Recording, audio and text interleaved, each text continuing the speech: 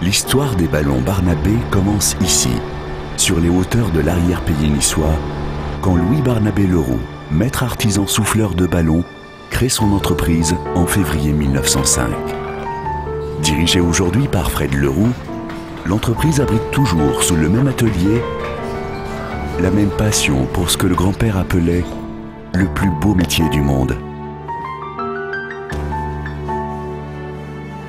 La même détermination à ne rien sacrifier aux règles de l'art, la même fierté à perpétuer les traditions.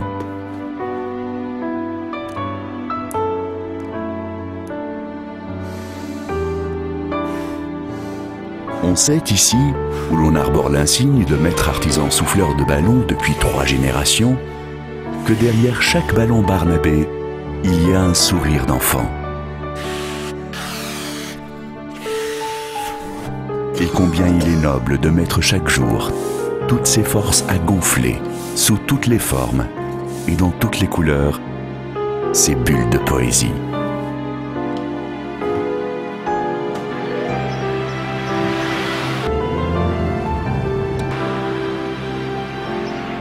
Mais la concurrence s'est accrue, incisive, féroce, parfois même sans scrupules.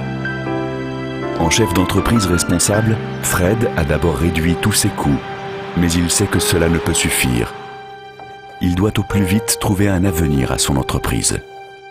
Pour se tourner vers demain, Fred a choisi la formation professionnelle continue proposée aux chefs d'entreprise. En se formant aux techniques nouvelles, il a renoué avec l'esprit de perspective. En apprenant à gérer son temps et ses forces, il a élaboré des stratégies et fixé des objectifs. Il a découvert que son organisation professionnelle était là pour le renseigner sur toutes les formations existantes, en particulier celles ayant trait aux techniques métiers. Il sait aujourd'hui que pour le conseiller sur les procédures à suivre, il peut compter sur la CNAMS, Confédération nationale des métiers de la fabrication et des services.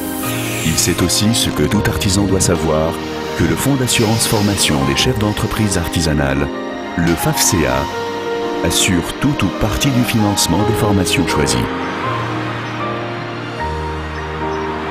Il sait enfin tout ce que les ballons Barnabé doivent à la formation professionnelle continue.